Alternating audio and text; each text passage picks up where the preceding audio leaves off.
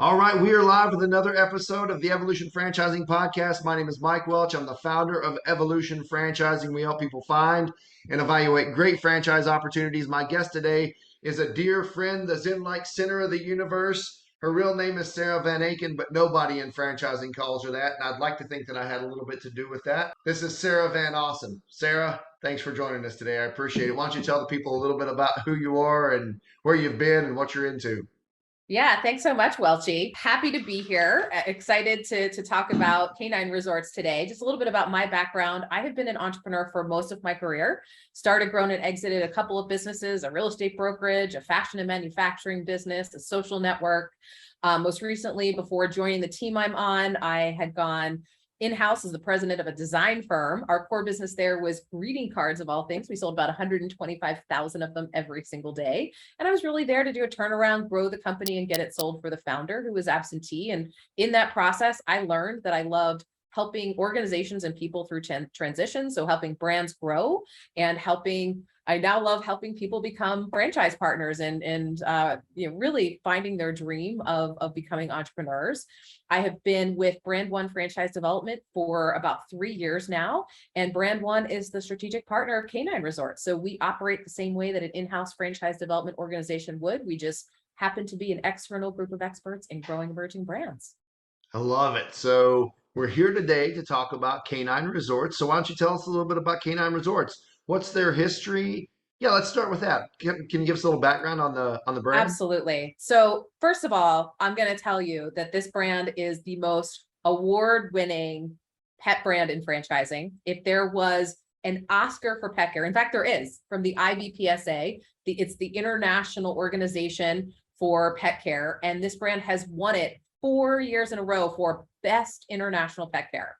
And it has an amazing origin story. So this brand was founded in 2005 by brothers Stephen and Jason Parker, young guys at the time, but they were even younger when they got into pet care. They started their first pet care business at 10 and 12 years old, trying to prove to their parents that they were responsible enough to get a dog. Their parents never got them a dog because their mom was scared of them.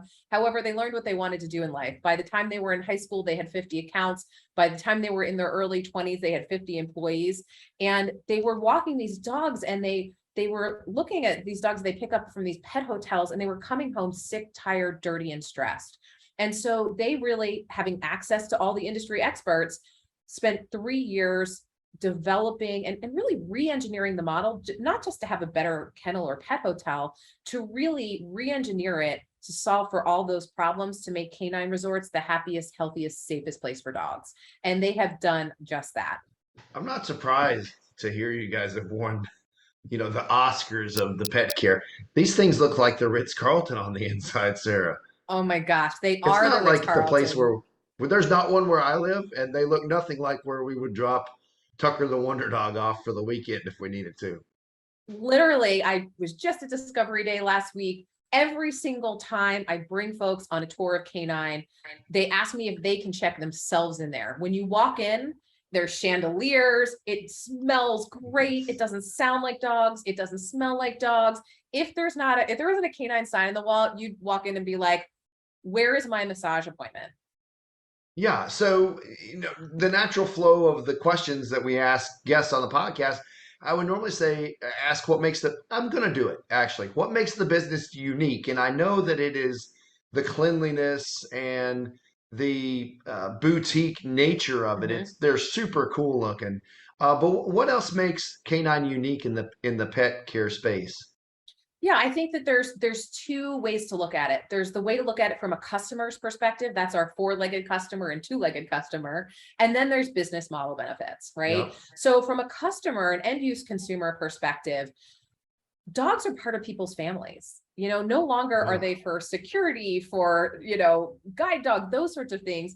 These are like our children. Millennials are getting married later, not at all, having kids later, not at all. The dog is their kid. Boomers, their kid moves out and the dog replaces their kid. These are members of our family, and Canine treats them like that.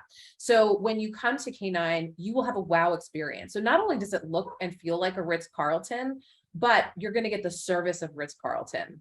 And your dog, every single time I'm there, dogs dragging their owners in through the door. When they come at pickup time, those dogs run out and they say hi to their owner, they turn around and try to go right back to daycare. They don't want to go home. I think that's a good sign. And God, it's unbelievable. So it's really quality of care, right? It is 5-star service for the dogs, for the people. We don't do anything a dog doesn't like. That is fundamentally different, right? So we don't do grooming, we don't do vet tech, we're not trying to train them. We want happy wagging tails coming in and happy wagging tails leaving, and happy dogs make happy customers. From a business model benefit perspective, we do 2 things very, very well: luxury dog daycare and luxury overnight care. What that means for our franchise partners is that it's a simple to learn, easy to run business model that focuses on the highest margin revenue stream. So we're not doing grooming or all these other things that really don't make as much money. And if you think about it, you have to hire a lot of employees that are very specially trained. So this is a low employee model. You can hire for attitude and aptitude and train for the skill, the jobs you want them to do. And as a result of people just loving dogs, everyone loves dogs, our employees stay a lot longer. So we haven't really seen the same type of labor challenges that folks have seen. So lots of business model benefits.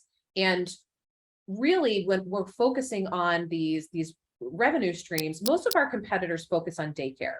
And daycare is great. It's a great part of our business model, but doesn't have as much price elasticity. There's a much more of a cap on what you can charge for daycare. Overnight care for us is 65% or more of our annual revenue, which is where the real margin is. And so it's a big difference in the metrics from this business perspective as well. Now, how many locations do you guys have open, and then how many are in development or territories purchased throughout the country? Yeah, great question. So we are at a tipping point.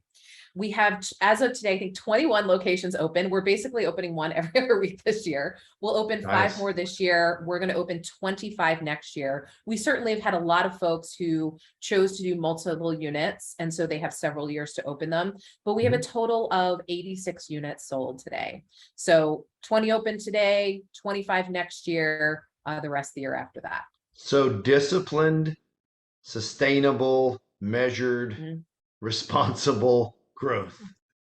Absolutely. And so first of all, we're also I love that. Scaling much more quickly because now we're pre-selling and we have the support in place.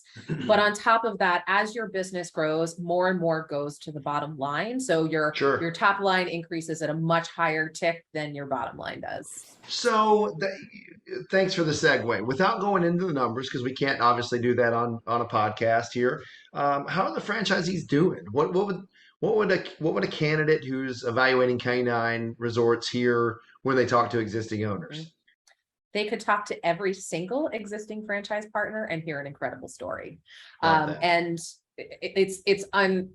I've almost never seen it, right? It's pretty amazing what is happening in the model today, the support that's been put in place by the brand, some of the new initiatives to really refine and finesse the model, number of accommodations, support in marketing, getting open faster, the pre-selling that I just mentioned that we didn't have the capacity to do are blowing all of our franchise partners' expectations away, bar none. They could call any single one of them.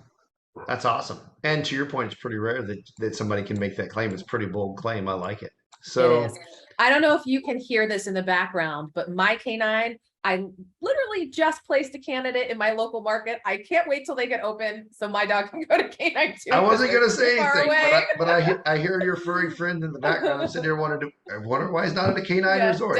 Desperately cannot wait for them to open. I've never been so happy for a placement.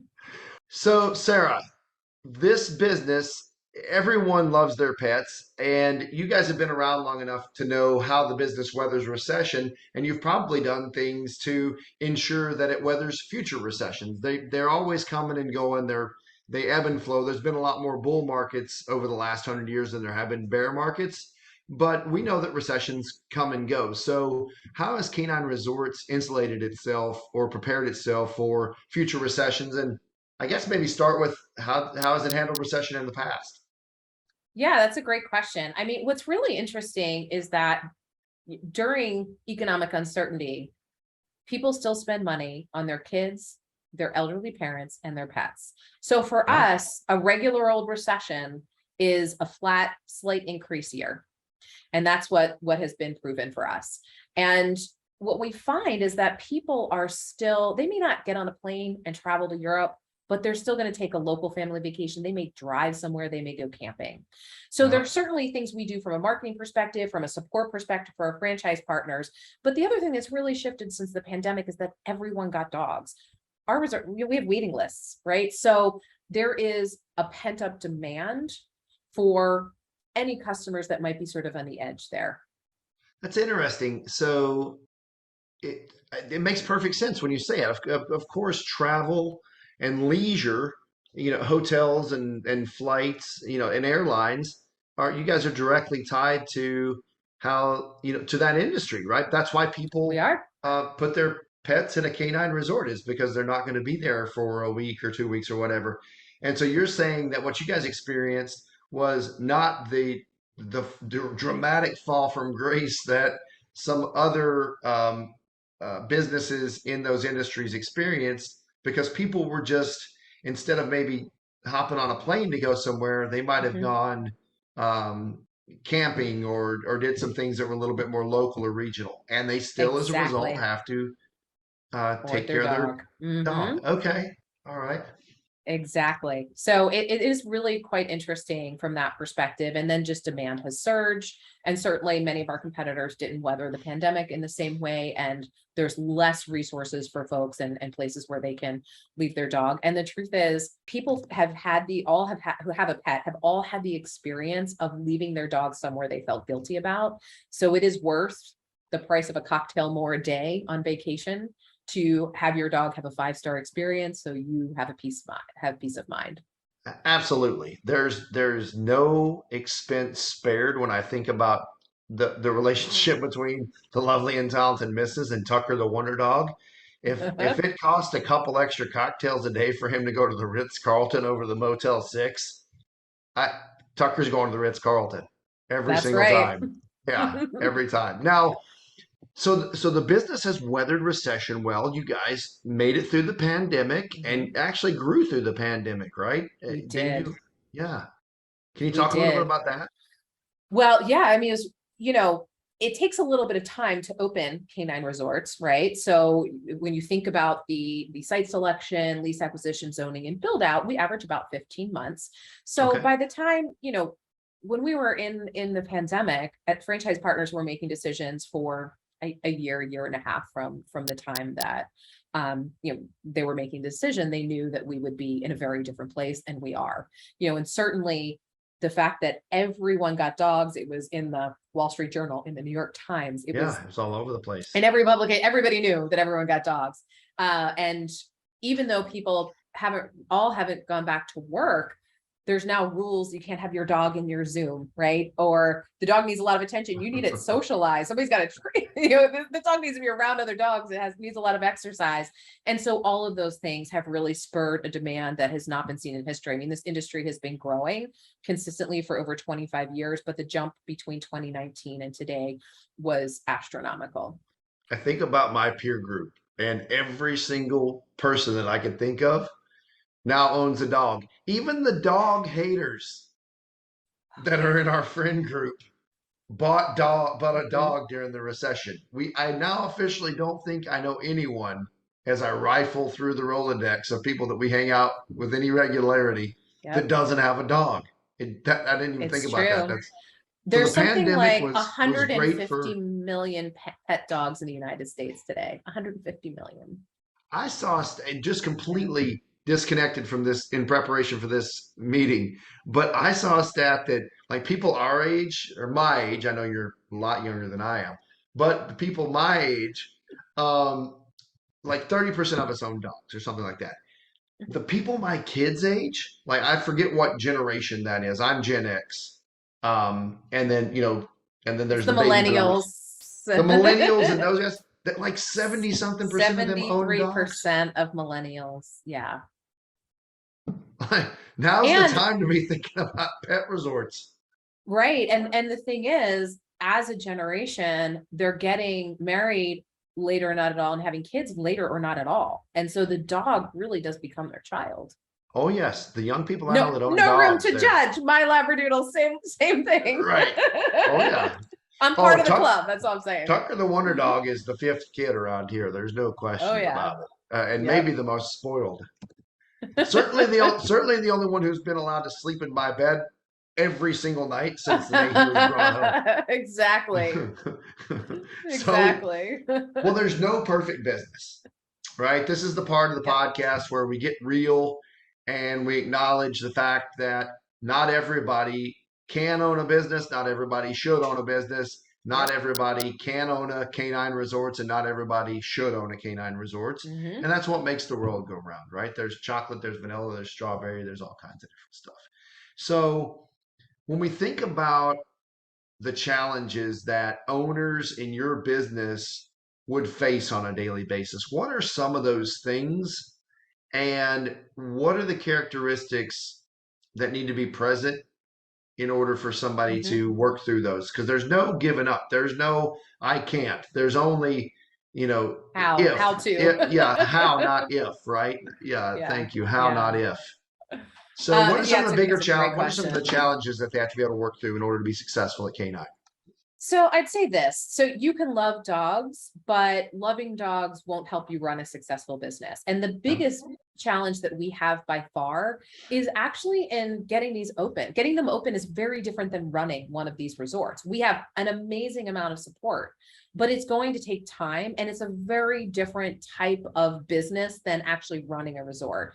And so you have to be someone who, we're going to give you all the information you need, but you have to be able to make decisions. If you're someone who gets a little lost, loses the forest for the trees in terms of overwhelmed and making decisions, you will need to be a decision maker, right? You Yeah. will need to, and that's not to say that you shouldn't be analytical or any of those things, because those things are all great. But if you are someone who historically has had challenges in making decisions, thoroughly, but relatively quickly, the real estate and development process can be a challenge, right? They, Because you, you need to get open. yeah. And so if I can hop in here quick, as a business owner, you need to be able to make large, impactful decisions with Mhm. limited information in relatively short periods of time. That is Yep. just table stakes. That's not a Yep. superpower. That is the cost of entry to be Mhm. successful here in business ownership. Yep. So thank you for pointing that out. Now, in your world, that means we just missed that location because you took a day too long to think about it, correct? That's exactly it. Yeah. Or you didn't get back to the response on an LOI or lease negotiation, Yeah. or you're too nervous to make a decision and pull the trigger. This is a great space, those sorts of things. Or, hey, we have an issue, like, we're constructing the building and your project manager is saying to you, oh, we hit this pipe that we didn't know is there, or something. I'm making this up, but It your happens. response to those things and your ability to help, guide some of that will be critical. Being at the largest salon company on the planet, at least when I was there, it was. We won't mention names, but there was thousands and thousands and thousands of locations, and Mhm. it was pretty common for somebody to be very frustrated because the frozen yogurt place got the spot that they wanted. That's right. Well, we told you that there was Yeah, you we need to know now, and now means now, not tomorrow or the next day or next week or that's next right. month. So Yep, that's exactly it. I mean, the, okay. the beauty of what, if we are in the R word in a recession, is that there's going to be real estate deals to be had that will Yes. be great, but that doesn't mean it, there's luxury of time.